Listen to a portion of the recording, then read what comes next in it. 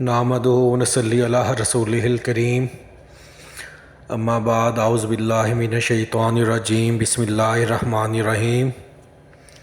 السلام علیکم ناظرین، میں ہوں آپ کا میزبان رانا ارسل محمود۔ ناظرین، آج کی حدیث سب سے برا اور بدتر ٹھکانہ۔ ناظرین، حضرت ابو ہریرہ رضی اللہ عنہ فرماتے ہیں کہ رسول اللہ صلی اللہ علیہ وآلہ وسلم نے فرمایا کہ لوگوں میں سے سب سے برا اور بدتر ٹھکانہ اس شخص کا ہوگا جو دوسروں کی دنیا کی خاطر اپنی آخرت کو برباد کرے گا۔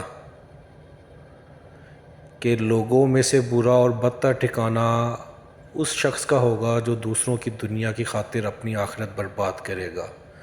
اللہ تبارک تعالیٰ تمام مسلمانوں کو جو بے روزگار ہیں انہیں روزگار، جو بے اولاد ہیں انہیں نیک اور صالح اولاد، جو بیمار ہیں انہیں صحت یاب، اور جو وفات پا چکے ہیں انہیں جنت الفردوس میں اعلیٰ مقام عطا کرے، اور تمام امت مسلمہ اور خاص کر کے ہمارے ملک پاکستان کی حفاظت فرمائے۔ آمین۔ اللہ حافظ۔